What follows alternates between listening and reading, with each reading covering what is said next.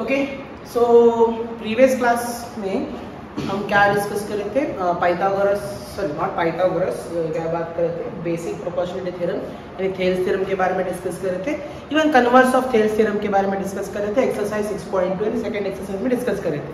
ठीक है, नाउ इस एक्सरसाइज में that is the exercise tree of triangles, तो उसके अंदर हम लोग क्या करेंगे बोल के बोले तो we are going to discuss about the similarity criteria.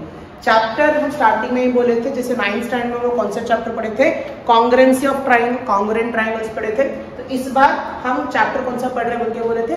Similar triangles पढ़ रहे हैं। अब सिमिलर कब होता है कौन से भी ट्रायंगल या फिर कोई भी पॉलीगॉन जो है सिमिलर कब होता है बोल के हम उसके बारे में भी कुछ पॉइंट डिस्कस कर रहे थे। फॉर एग्जाम्पल अगर हम लोग बात करेंगे कोई भी ट्रायंगल, दो ट्रायंगल आपस में सिमिलर कब होते हैं? So let us take one triangle as ABC,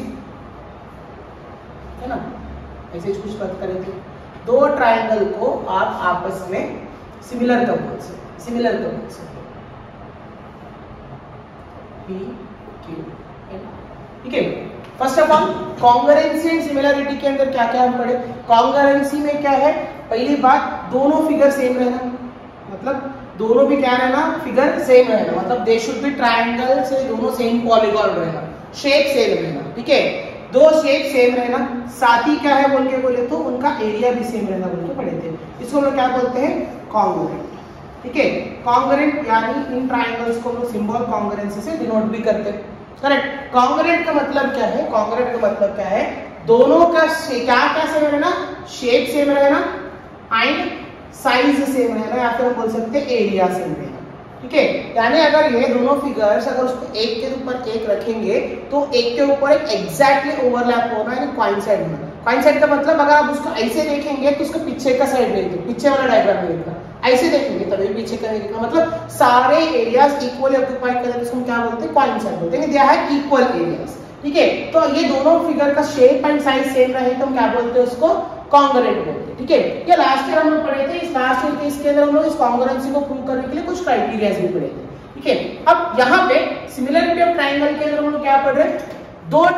दो चीजें यानी दो पॉलीगॉन सिमिलर कब कहलाते हैं? सिमिलर कब कहलाते हैं? Other than that of congruency, congruency में दो चीजें इंपॉर्टेंट था, एक शेप एंड साइज सेम रहना बोल के, बट यहाँ पे क्या सेम रहना बोल के? सिर्फ शेप, यानी दोनों एक ही पॉलीगॉन में। यहाँ पे अगर ट्रायंगल की बात करेंगे, ये भी triangle, then both are triangle, then they are similar. इस तरह से हम लोग बोलते हैं। ठीक है, लेकिन कोई ट्रायंगल को सिमिलर बोलने के लिए या फिर कोई भी पॉलीगॉन को सिमिलर बोलने के लिए कुछ सेट ऑफ रूल्स बनाते हैं। Same set of rules congruency में भी पढ़े लास्ट ईयर। ठीक है, वो सेट ऑफ रूल्स क्या क्या है? ठीक है, अब दो ट्रायंगल्स को सिमिलर कब बोलते हैं? व्हेन कैन वी से टू ट्रायंगल्स एज सिमिलर? क्या कब बोल सकते बोल के बोले तो जब उनके एंगल्स इक्वल होते हैं। उनके एंगल्स, कौन से एंगल्स है?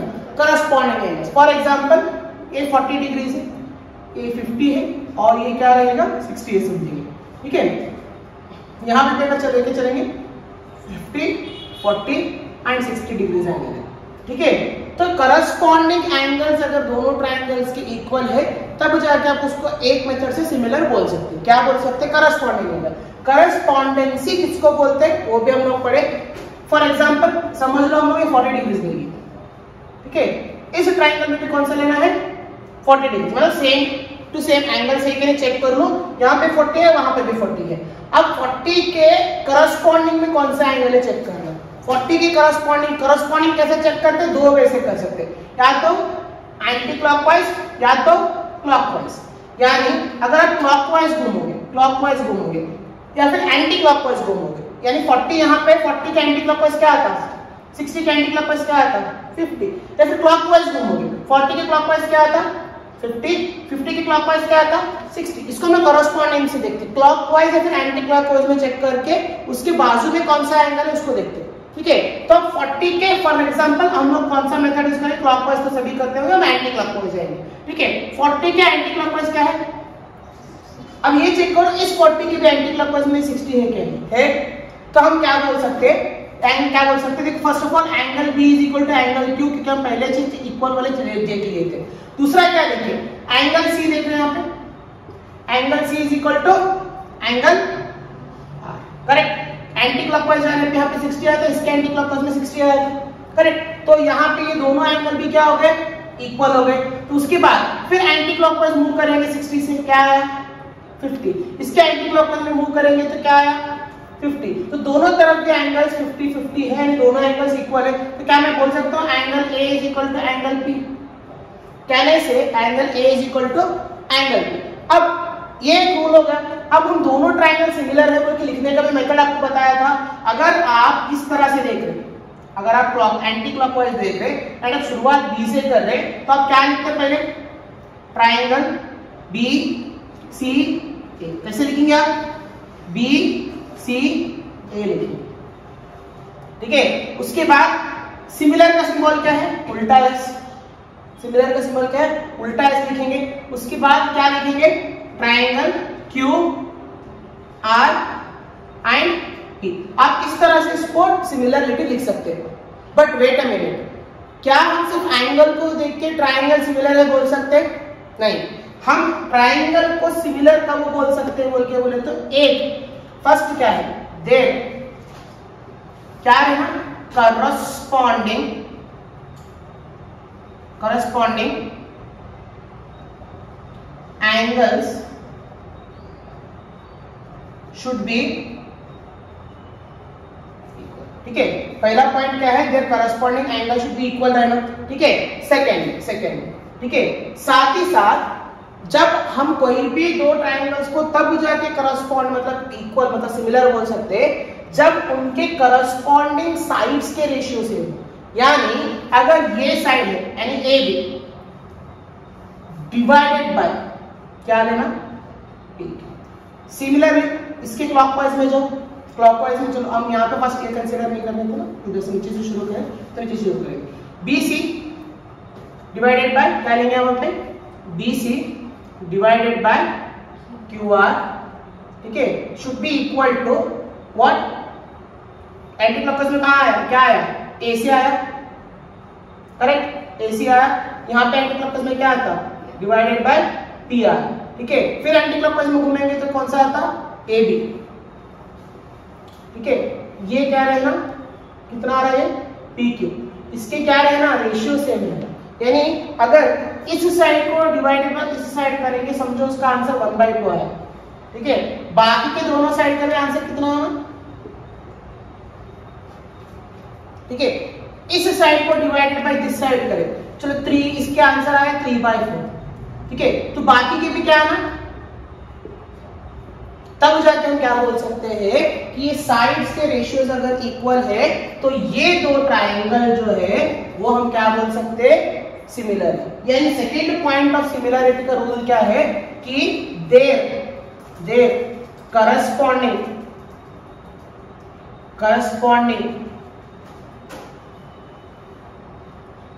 ratio of sides should be, यही तो पढ़े थे, करेक्ट, हाँ चलो, ratio should be in proportion, equal नहीं प्रोपोर्शन आता, ठीक है। प्रोपोर्शन में रहना, प्रोपोर्शन बोले तो they should be in the ratio of division, मतलब दोनों सभी के आंसर सेम आना, ठीक है। डिवाइड करने पे सभी के रेशियोज क्या आना, सेम आना। पहले में क्या बोल रहे हैं, उनके करस्पॉन्डिंग एंगल से रहना, सेकंड पॉइंट क्या है, उनके करस्पॉन्डिंग साइड्स के रेशियोज प्रोपोर्शनल रहना, ठीक है, या फिर इक्वल रहना, ठीक है, सारे एक ही सेम वैल्यूज है। तो तब जाके हम लोग क्या है बोले तो ये दो ट्रायंगल्स को हम लोग सिमिलर बोल सकते थे। सिमिलरिटी के लिए रूल भी क्या है बोले तो हम क्या लिखते हैं, ट्रायंगल कैसे लिखेंगे, लिखने का भी कैसे लिखेंगे वो भी रूल बताया था। Triangle B C A is similar to triangle Q R P, इस तरह से। अब सवाल है जिसको पता नहीं है कि ए बी सी भी लिख सकते थे, क्यू आर पी भी लिख सकते, पी क्यू आर भी लिख सकते थे ना, इसी तरह से क्यों लिखते? रीजन क्या है, हम जब भी ये लिखते हैं दिस स्टेटमेंट यानी angle B C A is similar to Q R P, itself says both of the triangles angles and sides equal है बोल के। किस तरह से बोल के, BCA सिमिलर टू QRP का इंडिकेट करता ये this statement itself will show कि हम कौन से चीज को किसके चीज से इक्वल बोल रहे हैं। B is equal to Q, देखो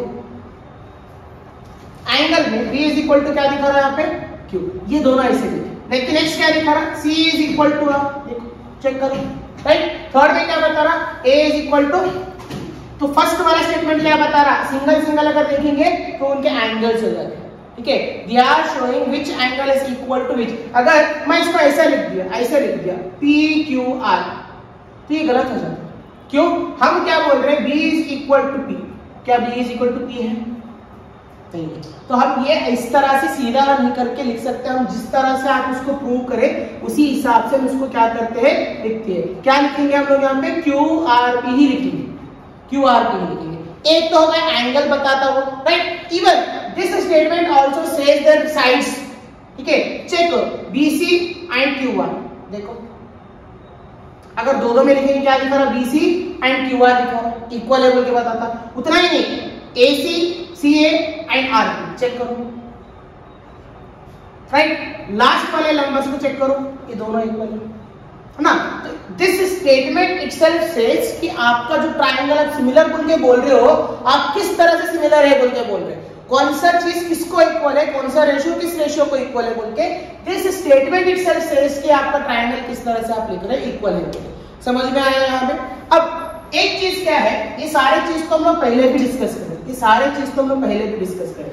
अब दो ट्रायंगल्स सिमिलर है या नहीं बोल के देखने के लिए हमें टोटल 6 पेज देखना पड़ता, 6 पेज ऑफ सिमिलरिटी देखना पड़ता, ठीक है। क्या देखना पड़ता, 6 पेज ऑफ सिमिलरिटी देख के हम जाके तब बोलते हैं कि दोनों ट्रायंगल क्या है, सिमिलर है। यानी यहाँ पे 1 पे 2 पे 3 पे 4 पे 5 पे 6 पे की जोड़ी 6 पेज को देख के हम बोलते हैं कि ये ट्रायंगल सिमिलर है या नहीं। तो ये बहुत बड़ा चीज होगा, है ना। अब जब तुम्हें प्रैक्टिकली सॉल्व करोगे ना, it becomes too lengthy. 6 page prove करना है ट्रायंगल में एंड उनके इक्वेशंस निकालने हैं, उनको सॉल्व करना है, बहुत लंबा प्रोसेस है, ठीक है। क्या हमारे पास कोई शॉर्टकट मेथड है जिससे हम लोग 6 के 6 प्रूव करने की जगह पे कोई 2 या फिर 3 चीजें को प्रूव करके दोनों ट्रायंगल्स को हम लोग सिमिलर बोल सकते हैं, ठीक है। नॉर्मली ट्रायंगल को सिमिलर है बोल के नहीं है बोल के बोलने के लिए 6 पर चेक करना पड़ता, ठीक है। लेकिन हम इसके शॉर्टकट्स क्या तो है, क्या मतलब बिना 6 पेज को इक्वल बोले प्रूव करें, क्या हम इन चीज को सिमिलर बोल सकते हैं, ठीक है। इसके लिए we can go for that. बहुत सारे रिसर्चर्स एंड बहुत सारे कैलकुलेशन करने के बाद mathematicians they have come to an conclusion कि हमको 2 ट्रायंगल्स अगर सिमिलर बताना है तो 6 के 6 प्रूव करने की जरूरत नहीं है, उनके अंदर कुछ सिमिलरिटीज को चेक करके, उनके कुछ क्राइटेरिया को चेक करके हम 2 ट्रायंगल्स को सिमिलर बोल सकते हैं। सबसे पहला क्राइटेरिया क्या है, ट्रिपल ए क्राइटेरिया, ठीक है। सबसे पहला रूल क्या है, triple A criteria. Triple A का मतलब क्या होता है, angle angle angle.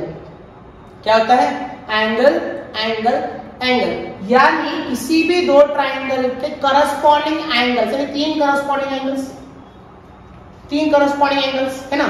3 corresponding angles अगर दोनों ट्रायंगल के अगर इक्वल है तो हम क्या बोलते हैं, डायरेक्टली हम बोल सकते हैं कि दोनों ट्रायंगल सिमिलर है।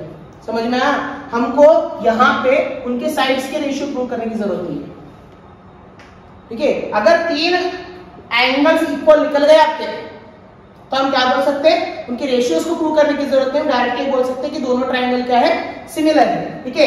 अब उसके इसी के बाद इसी के अंदर से हम लोग दूसरा एंगल निकालते हैं, दूसरा रूल निकालते हैं, वो है डबल ए क्राइटेरिया, ठीक है। डबल ए क्राइटेरिया, इतना चीज आपको मालूम होगा कि the sum of interior angles of a triangle is always what, 180 degrees. Angle sum property of triangle क्या बताता, ये इंटीरियर एंगल की जो ट्रायंगल के जो एंगल्स के सम बनाते हैं तो सभी मिलकर के हमेशा क्या बनाते हैं, 180। For example 40 + 50 + 60 is always 180, right. किसी भी ट्रायंगल के इंटीरियर एंगल्स का भी हमेशा कौन सा नंबर बनाते हैं, I think it is 70, right.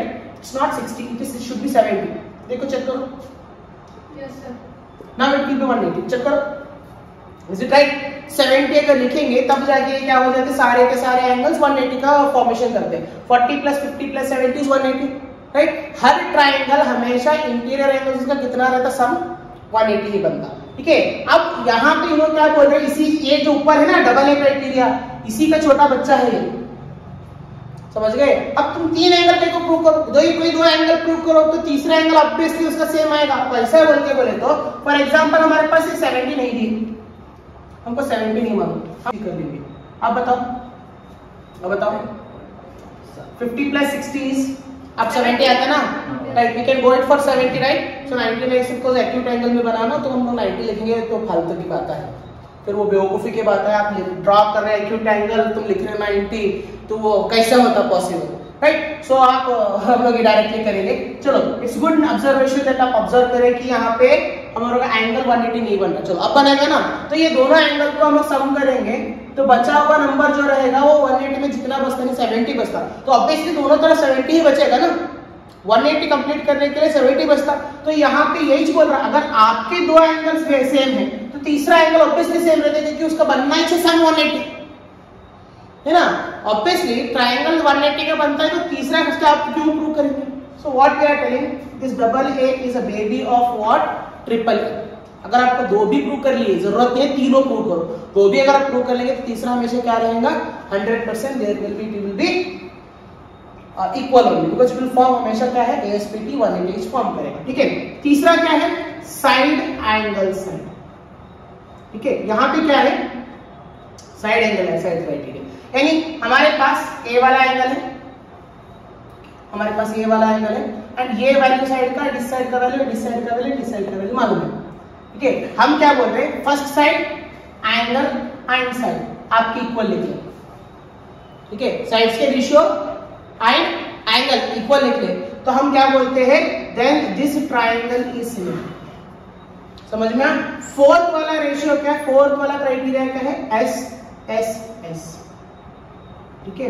S S S S S मतलब साइड साइड साइड, तीनों साइड के अगर रेशियोज अगर इक्वल लिखेंगे एंड तीनों साइड इस तरह से आएंगे तब हम दोनों ट्रायंगल से क्या बोल सकते हैं, सिमिलर बोल सकते हैं। लास्ट ईयर जो कॉन्ग्रुएंसी के रूल्स थे वहां पे भी आप लोग double A criteria, double a rule और RHS rule, SAS rule, ASA rule and triple S rule पढ़े होंगे, ठीक है।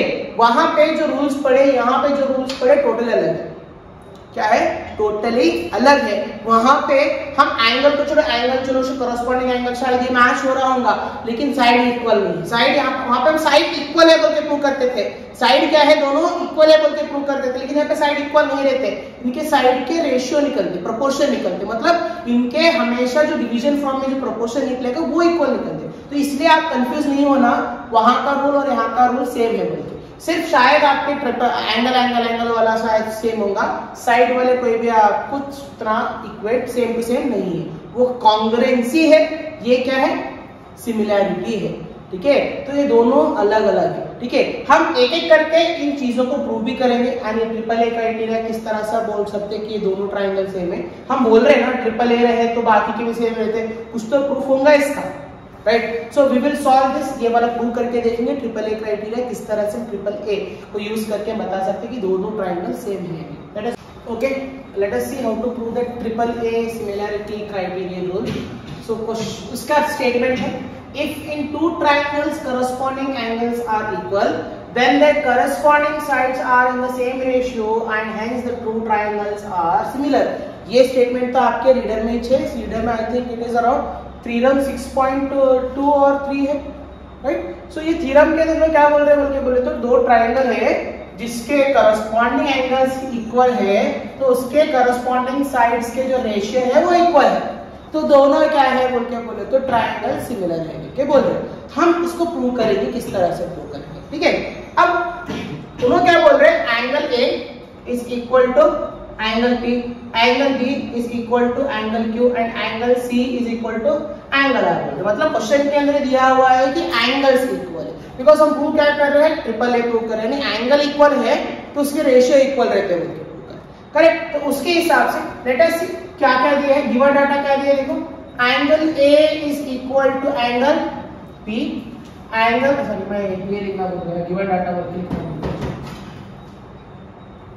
गिवन लिखेंगे, प्रूव किस तरह से करेंगे, गिवन लिखेंगे, गिवन क्या है, angle A is equal to angle P, angle B is equal to angle Q right, angle C is equal to angle, ठीक है, ये गिवन डाटा है। टू प्रूव क्या करना है, टू प्रूव क्या करना है हमारे को, क्या प्रूव करना है, ए बी यानी ये वाला side divided by P Q is equal to B C यानी ये वाला side divided by this side Q are.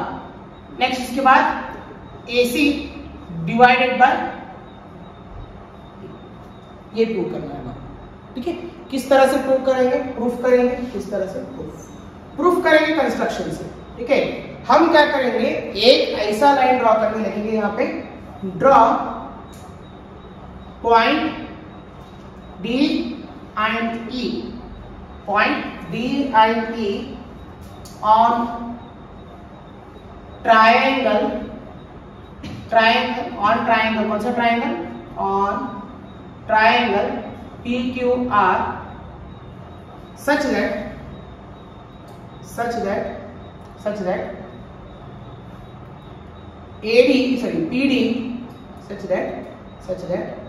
PD will be equal to AB and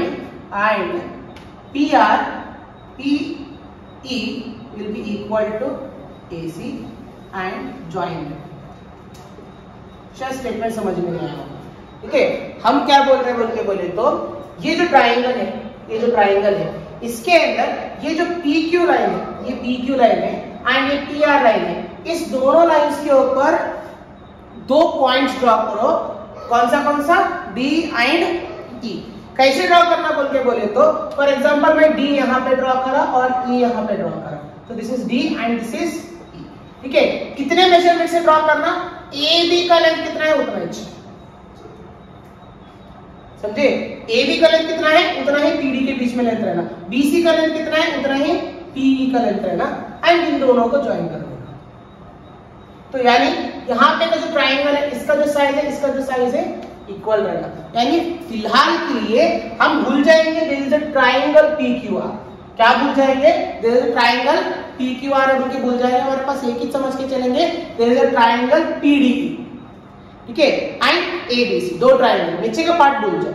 हम क्या करेंगे, ट्राइंगल ABC एंड PDE जो है उनको कॉन्ग्रुएंट प्रूव करेंगे, लास्ट ईयर करे थे ना। कॉन्ग्रुएंसी प्रूव करने से हमें क्या मालूम होता है कि दोनों ट्राइंगल इक्वल है, इससे हमें आगे जाके बहुत ज्यादा फायदा होता है। किस तरह से प्रूव करेंगे, in triangle ABC and triangle, देखो कौन सा ट्राइंगल, छोटा वाला ट्राइंगल PDE, दोनों ट्राइंगल में क्या क्या चीज है इक्वल, क्या क्या चीज है equal, AB is equal to PD, correct, this line is equal to this line. हम ही तो कंस्ट्रक्शन करें, किससे कैसे पता चला दोनों इक्वल है, by construction, correct, by construction. अब दूसरा भी कंस्ट्रक्शन से मालूम हो जाता, क्या, AC is equal to PE, AC is equal to PE, ठीक है।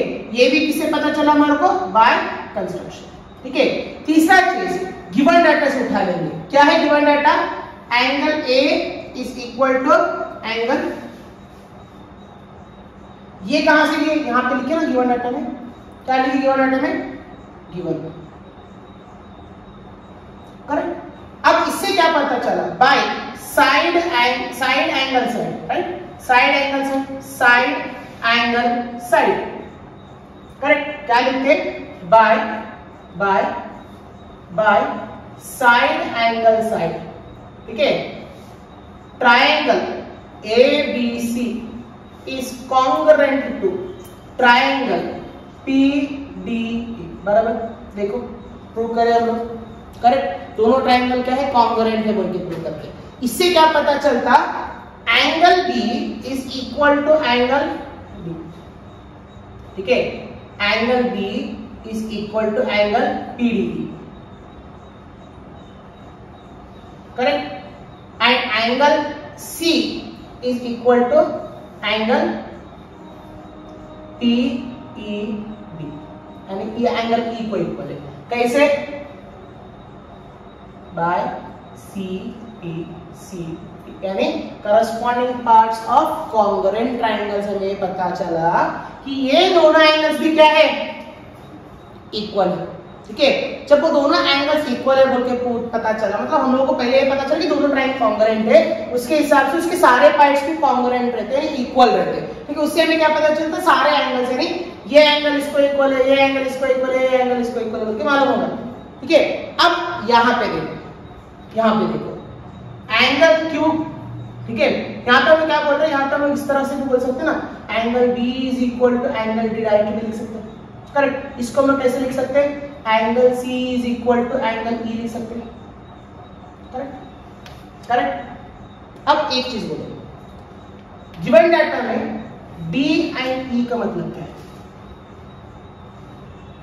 ठीक है सर, गिवन डाटा में बी एंड ई का मतलब क्या है? बी एंड सी, बी का मतलब एंगल, बी का मतलब, तो मैं ये बोल सकता हूं angle B is equal to angle D बोल के बोल रहे थे, तो इसके जगह पे हम लोग क्या बोल सकते हैं, एंगल क्यू, या फिर मैं ये बोल सकता हूं angle D is equal to angle Q, क्योंकि बी का मतलब क्यू है। गिवन डाटा में देखो बी का मतलब क्या है, क्यू है ना, बी का मतलब क्या है, क्यू है, तो मैं डी के जगह पे डी लिख दिया, मतलब डी के जगह, सॉरी ऐसा नहीं लिखेंगे, ये एंगल बी था पहले, ये angle B is equal to angle D था ना, तो बी की जगह पे मैं क्या लिखूंगा, यहाँ पे क्यू लिख दिया। ठीक है, इसका इक्वल टू एंगल बी। ठीक है, अब यहाँ पे देखो angle C is equal to angle E बोल रहे, सी किसको इक्वल है यहाँ पे, तो यहाँ पे सी की जगह पे मैं आर लिख सकता हूँ, R is equal to angle Q, corresponding क्या आता, शॉर्ट में लिखेंगे, corresponding angles are, चेक करो corresponding angles इक्वल है, यानी हमें क्या पता चला, ये एंगल इक्वल है एंड ये एंगल बराबर है, दोनों ये चीजें मालूम हुई। यहाँ पे कॉपी कर लो, इसके बाद आगे का पढ़ा देता हूँ, कॉपी दिस। ओके स्टूडेंट्स, सो वहां का जो स्टेटमेंट है हम लोग यहाँ पे कॉपी कर लिए।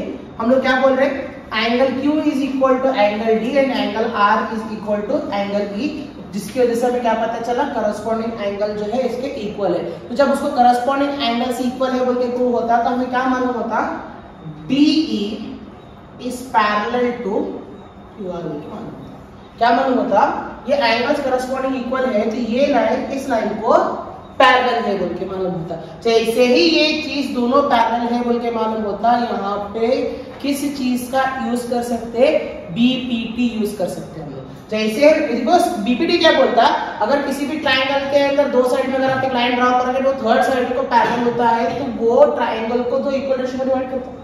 करेक्ट, बराबर, पैरेलल है मुझे मालूम हुआ, तो यहाँ पे बीपीटी अप्लाई करेंगे, बाय बीपीटी क्या मालूम हो रहा मेरे को, PD divided by QD is equal to PE divided by what,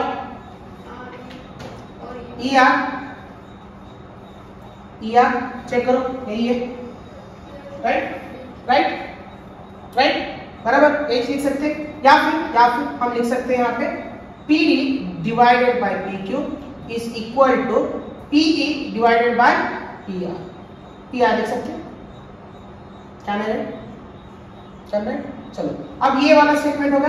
इस वाले स्टेटमेंट के बाद हमको क्या मालूम है, स्टार्टिंग ही हम लोग क्या बोल के बोले थे, हम लोग कंस्ट्रक्शन में क्या लिखे थे जी, कंस्ट्रक्शन में क्या लिखे थे, PD is equal to what, PD is equal to what, AB। तो मैं यहाँ पे PD के जगह पे AB लिख सकता हूँ, यहाँ में हमें स्टार्टिंग में बोले थे ना, बाय कंस्ट्रक्शन में पता चला ना, क्या पता चला, बाय कंस्ट्रक्शन में क्या मालूम था, PD is equal to AB and PE is equal to BE is equal to AC, बराबर। चलो, तो मैं यहाँ पे PD की जगह पे इस क्वेश्चन में क्या सब्स्टिट्यूट करता हूँ, AB लिख देता हूँ, मतलब क्या बनेगा मेरा, AB divided by PQ। Check करो, correct, is equal to as it is आएगा, करेक्ट। यहाँ पे PE की जगह पे क्या लिखेंगे, AC divided by PR। Check करो, आया, राइट। सिमिलर इसी के जैसे सिमिलर, ठीक है, सिमिलर समझो ये लाइन यहाँ ड्रॉ करने की जगह पे, यानी ईपीडी यहाँ पे ड्रॉ करने की जगह पे, यहाँ पे ड्रॉ करने की जगह पे मैं ये जो ट्राइग्राम है, ये जो लाइन है, मैं ऐसे ड्रॉ कर रहा हूँ, ऐसे ड्रॉ करा, this is D and this is our. अब कंडीशन क्या है, यहाँ पे ड्रॉ करते हैं, लाइन चेंज करा, सिमिलरली लाइन चेंज करने के बाद क्या मालूम हो रहा, this is equal to this is equal to D. मतलब हम ये वाला ट्रायंगल नहीं देख रहे, क्या नहीं देख रहे, ये वाला ट्रायंगल, मतलब हम दोनों ट्रायंगल किस तरह से कंस्ट्रक्ट कर रहे हैं कि this side is equal to AB is equal to DQ and AC is equal to DE। ठीक है, तो तब जाके भी पूरा प्रूव करेंगे, पूरा का पूरा प्रूव करेंगे। ठीक है, एक मिनट फिर से एक बार कि पूरा प्रूव करेंगे, पूरा का पूरा सेम जैसा पहला वाला प्रूव करे था ना, पूरा का पूरा प्रूव करेंगे, तब जाके हमारे को क्या स्टेटमेंट मिलता, तब जाके हमें क्या स्टेटमेंट मिलता बोल के बोले तो लास्ट में AB divided by PQ is equal to BC divided by, ये वाला स्टेटमेंट मिलता है। अगर प्रूव करेंगे, यहाँ पे मॉडल इतना देर तक प्रूव करें ना, तो मैं क्या बोल रहा हूँ, जब आप उसको उस तरह से कंस्ट्रक्ट करेंगे तो आपको लास्ट में ये मिल जाता। अगर आपको भरोसा नहीं है तो आप इसको ट्राई करके देख सकते हैं कि आपको ये वाला मिलता है क्या, ये वाला मिलता है नहीं, चेक करो। नहीं, QR मिलता है, नॉट PR नहीं मिलता है। यहाँ पे क्या मिलता है हमारे को, BC डिवाइडेड बाय क्या मिल जाएगा हमारे को, QR मिल जाएगा। तो आप चेक करके देखो कि मिलता क्या नहीं। ठीक है, तो हालांकि मैं प्रूव नहीं कर रहा because I know that it will B this statement only. जैसे इसको हम प्रूव करें कंस्ट्रक्शन से, पूरा कंस्ट्रक्शन सॉल्व करने के बाद फाइनली हमारे को ये वाला मिल जाता। अब इस स्टेटमेंट से और इस स्टेटमेंट से आपको क्या मालूम हो रहा, AB is equal to AC, AB इज ऑल्सो इक्वल टू BC, यानी AB is equal to BC and AC also, बराबर। तो मैं फ्रॉम 1 एंड 2 क्या मालूम हो रहा, AB डिवाइडेड बाय PQ था, correct, AB divided by PQ था, यहाँ पे क्या लिखते is equal to BC divided by QR, AB था, right. AB is also equal to what, AC by PR, right. तो उसको भी यहाँ पे स्टेटमेंट में बता देता हूँ, AC divided by PR। Check करो, हमें यही प्रूव करना था, यही प्रूव करना था, तो हम क्या बोलते हैं, thanks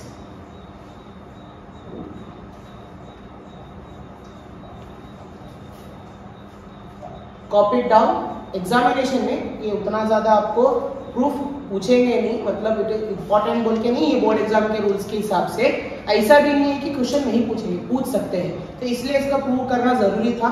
so we have proved this. And दूसरा जो है, इसके बाद जो डबल ए है, मैं क्या बोला था, it is a small baby out of triple A, triple A के अंदर से ही डबल ए निकला।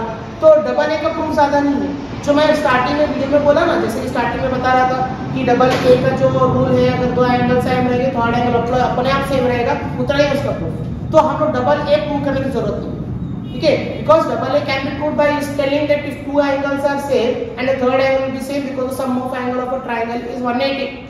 तो उसके हिसाब से हम बोल सकते हैं कि दोनों ट्रायंगल का एंगल सेम रहता, तो एंगल सेम रहेगा, तो हम ट्रिपल ए में बोल रहे हैं ना, क्या ट्रिपल ए में क्या बोल रहे हैं, एंगल, तीनों एंगल सेम रहेंगे तो रेशियो सेम रहेंगे, समझ में आया। हम डबल ए में क्या प्रूव करते हैं, दो एंगल सेम है तो तीसरा एंगल हमें 100% सेम रहता, क्योंकि सम ऑफ एंगल्स इज 180, तो तीसरा एंगल जो बचा हुआ रहता दोनों को 180 बनाता, सम करेंगे तो अगर वो 180 बनता है, दोनों अगर सेम होते तो ट्रिपल ए हो जाता, 3 angles are same, triple A अगर सेम है तो रेशियो सेम हो जाता। तो डबल ए हम लोग प्रूव नहीं कर रहे, रीजन इट कैन बी, जो मैं बोला, जो पहले बताया वही इसका प्रूफ है, उतना ही प्रूफ है, तो we are not going to prove double A, but we will prove that SAS in the next video.